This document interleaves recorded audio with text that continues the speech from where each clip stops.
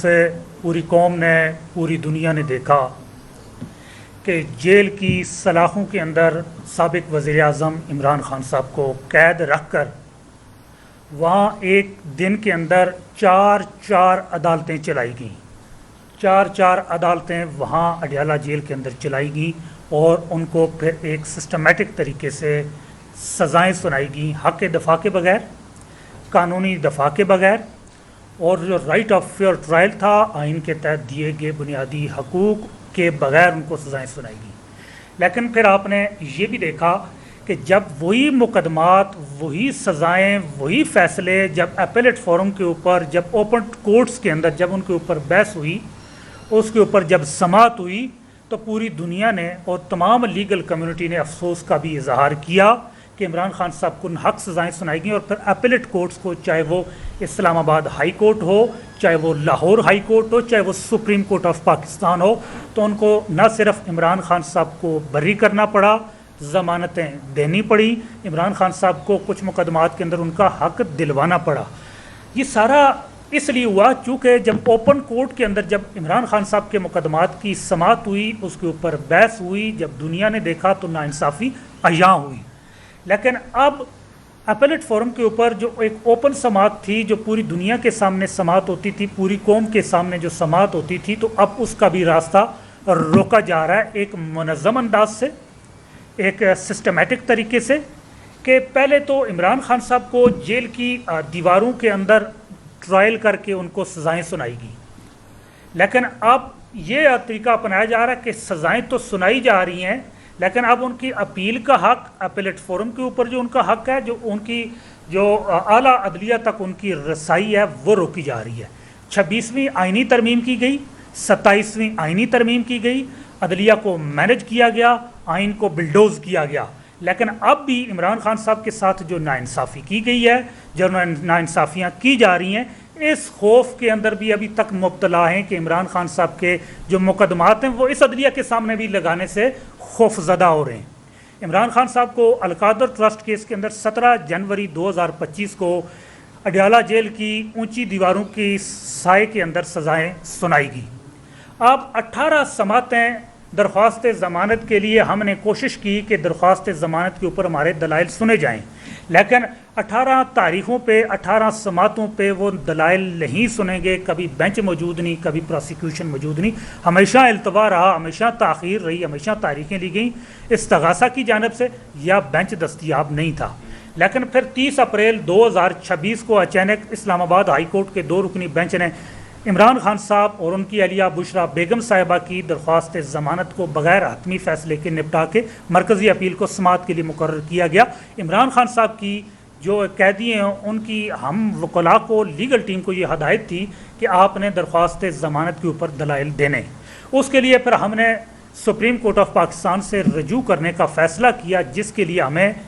ان کا power of attorney چاہیے تھا، ان کے قانونی دستاویزات اور اپیل پیپر کے ان کے دستخط چاہیے تھے، جس کے لیے میں 9 بار اڈیالہ جیل گیا،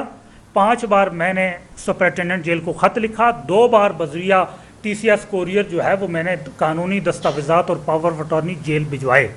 اور گزشتہ جو کل ہے، میں کل پھر آخری بار اڈیالہ جیل سے واپس آیا ہوں۔ لیکن عمران خان صاحب کے القادر ٹرسٹ کیس کے اندر ان کی اپیل کا جو درخواست ضمانت کے اوپر ہے، اب اس کا حق روک دیا گیا۔ ایک سسٹمیٹک انداز سے یہ طریقہ اپنایا جا رہا ہے کہ عمران خان صاحب کی جو اپیل ہم کرنا چاہتے ہیں، درخواست ضمانت کے اوپر فیصلہ لینا چاہتے ہیں، تو اس کو اسلام آباد ہائی کورٹ نے جو بغیر فیصلے کے، بغیر میرٹ کے نپٹایا، تاکہ اس کے اوپر کوئی سپریم کورٹ کے اندر اس کو چیلنج نہ کیا جائے اور اس کو حتمی قرار دیا جائے، اور ایک ایسے سسٹمیٹک انداز سے عمران خان صاحب کو جیل کے اندر رکھا جائے، اور جو سزا ان کو دی گئی ہے 14 سال کی، اس کو حتمی قرار دلوایا جائے۔ اور یہ ساری جتنی ایک کوشش کی جا رہی ہے، ایک منظم طریقے سے جو ایک پیٹرن بنایا گیا، اس کا سارا مقصد یہ ہے کہ عمران خان صاحب کو جو سزائیں اب سنائی گئی ہیں ان کو تاکہ حتمی قرار دلوایا جائے اور اپیلیٹ فورم کے اوپر وہ اس کو اٹھا نہ سکیں۔ پوری قوم جب دیکھ رہی ہے، پوری دنیا نے دیکھا، اب جب بھی عمران خان صاحب کا مقدمہ کسی بھی اپیلیٹ فورم کے اوپر آئے، چاہے آپ نے دیکھا کہ سائفر کے اندر ناحق سزا دی گئی، نکاح عدت کیس کے اندر ناحق سزا دی گئی، لیکن جب اوپن کورٹ نے اس کے اوپر سماعت ہوئی تو نتیجہ بریت تھا۔ جب توشہ خانہ کیس کے اندر سزائیں سنائی گئیں، 9 مئی کے مقدمات میں درخواست ضمانت مسترد کی گئیں، تو وہ سپریم کورٹ آف پاکستان میں جب سماعت ہوئی تو 9 مئی کے مقدمات کے اندر سپریم کورٹ نے بھی ضمانت دی، ہائی کورٹس نے اس کے اندر ضمانت دی، لیکن آپ وہ راستہ بھی روکنا چاہ رہے ہیں کہ عمران خان صاحب کسی اپیلیٹ فورم کے اوپر بھی نہ آ سکیں، تو اس لیے پاور آف اٹارنی جو ہے اور قانونی دستاویزات اور اپیل پیپرز کے اوپر دستخط نہیں کروائے جا رہے۔ اس حوالے سے میں نے آئی جی جیل خانہ جات پنجاب کو بھی خط لکھا، اس کو بھی مداخلت کی میں نے گزارش کی۔ میں نے یہ معاملہ چیف جسٹس سپریم کورٹ کے علم میں بھی لایا، ان کے secretary to chief justice supreme court کو بھی میں نے خط لکھا، میں نے رجسٹرار سپریم کورٹ کو بھی خط لکھا، میں نے سیکرٹری چیف جسٹس اسلام آباد ہائی کورٹ کو بھی خط لکھا کہ چیف جسٹس صاحب کے علم میں یہ معاملہ لایا جائے، اور آئی جی جیل خانہ جات پنجاب کو بھی اس معاملے کے اندر مداخلت کا لکھا۔ لیکن پورا سسٹم، جوڈیشل سسٹم ہو، ایگزیکٹو سسٹم ہو، دونوں کی سائڈ سے ابھی تک کہیں بھی کوئی ایکشن نہیں لیا گیا اور نہ ہی اس حوالے سے کوئی کارروائی کی گئی۔ اس سے بظاہر نہیں بلکہ حقیقتاً یہ بات ہے کہ پورا سسٹم ایک ایسے نظام پہ کام کر رہا ہے کہ عمران خان صاحب کو جو ناحق سزائیں سنائی گی ان کو سسٹمیٹک طریقے سے ان کی جو آواز ہے وہ جیل کی دیواروں کے اندر ہی ان کی ناانصافی کی روک دی جائے، اور یہ عمران خان صاحب کے ساتھ اس وقت کیا جا رہا ہے۔ اور القادر ٹرسٹ کیس کے اندر جس طرح کا یہ میں اس کو ایک منظم پلان، ایک منظم سازش کہوں گا کہ یہ ایک کی جا رہی ہے تاکہ عمران خان صاحب کو دباؤ کے اندر لایا جائے کہ ان کی 14 سال کی سزا حتمی قرار دے دی جائے گی یا حتمی ہو جائے گی، اور سارا مقصد ہی یہی ہے کہ عمران خان صاحب کی سزاؤں کو حتمی قرار دلوایا جائے اور وہ اس سے پہلے کسی بھی اپیلیٹ فورم کے اوپر وہ اپیل نہ کریں، کیونکہ قانونی دستاویزات یا اپیل پیپر کے اوپر اگر دستخط نہیں ہوتے تو ہم نے سپریم کورٹ کے اندر میڈیکل کے حوالے سے 12 مارچ 2026 کا فیصلہ تھا تو ہم نے وہاں اپیل کی تو وہ اپیل ہماری ریسیو ہی نہیں کی گئی، وہ وصول ہی نہیں کی جا رہی تھی، وہ انٹرٹین نہیں کی جا رہی تھی، تو پھر ہم نے ان کی ہمشیرہ ڈاکٹر عظمیٰ خان صاحبہ کی جانب سے اپیل دائر کی، تو پھر ایک بڑی لمبی جدوجہد کے 25 مئی کو ایک پاور آف اٹارنی ہمارے حوالے کیا گیا، لیکن اب وہ میڈیکل پٹیشن سماعت کے لیے بھی مقرر نہیں کی جا رہی ہیں۔ یہ ایک بڑی منظم طریقے سے عمران خان صاحب کو ان کے قانونی آئینی حقوق سے محروم رکھا جا رہا ہے۔ اور دوسرا، اس کے بعد میں آخری جو کشمیر کے مدعے کے اوپر بھی یہاں آپ کے سامنے بات رکھنا چاہوں گا۔ آزاد جموں کشمیر جو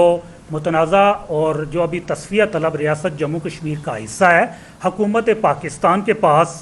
اقوام متحدہ کی قراردادوں کی روشنی میں ایک امانتن علاقہ ہے۔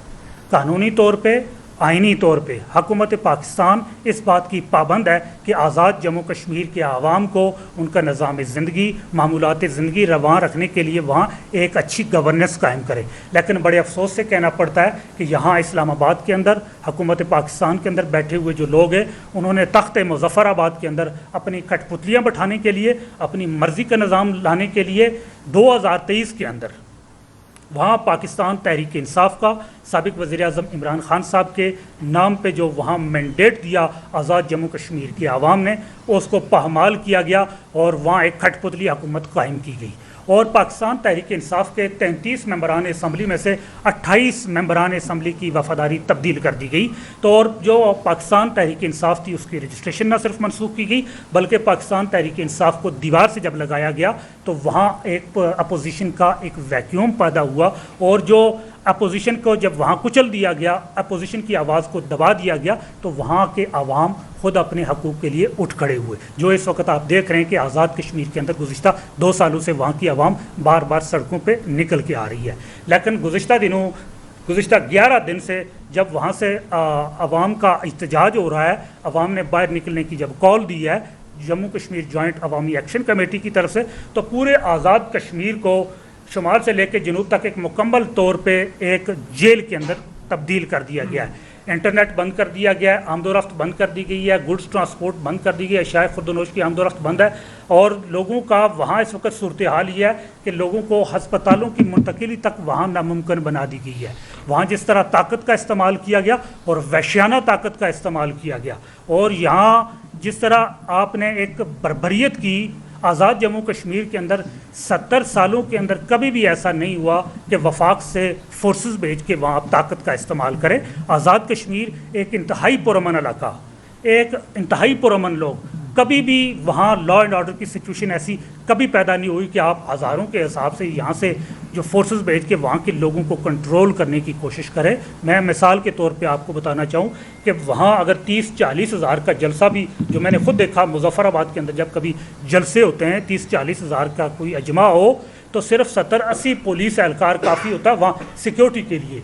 اتنا پرامن علاقہ، اور وہاں اپنے ہزاروں لوگوں کو ہزاروں کی تعداد میں فورسز بھیج کے جس طرح وہاں خوفزدہ کرنے کی کوشش کی، یہ انتہائی قابل مذمت ہے. عمران خان صاحب نے ہمیشہ یہ بات کی ہے کشمیر میرے دل کے قریب ہے، کشمیری میرے دل کے قریب ہے، میں ان کا مقدمہ ہمیشہ لڑوں گا. لیکن آپ نے کشمیریوں کے اس سفیر کو، کشمیریوں کے اس نمائندہ کو، کشمیریوں کی اس کا آواز بلند کرنے والے پاکستانی ایک طاقتور آواز کو آپ نے جیل کے اندر بند کیا. اور یہ عمران خان صاحب کی صرف جو بات نہیں بلکہ پوری پاکستانی عوام ہمیشہ کشمیر کی عوام کے ساتھ کھڑی رہی. لیکن اس بار آپ نے جس طرح طاقت استعمال کی عوام کو وہاں کچلا گیا. اس وقت عوام وہاں بنیادی ضروریات زندگی تک ناپید ہو چکی ہیں. آپ کشمیر کے اندر انٹرنیٹ سروس وہاں آپ نے فراہم نہیں کی ہوئی کہ سیکیورٹی کا ایشو ہے. پوری دنیا کے اندر 4G 5G چل رہا ہے لیکن آزاد کشمیر کے اندر 2G سروس بھی نہیں ہے. نوجوانوں کو ان کا ایک بنیادی جو حق تھا اس سے آپ نے محروم کیا. تو پھر عوام باہر نکلے گی، لامالا باہر نکلے گی. آزاد کشمیر کے اندر جس طرح آپ نے اخلاقی، سیاسی اور قانونی جواز کے بغیر جو کھٹ پتلیاں مسلط کی ہیں تو عوام کا لامالا ان کے خلاف مزاحمت بنتا ہے. عوام نے مزاحمت کی ہے اور اب مزاحمت نظر آ رہی ہے.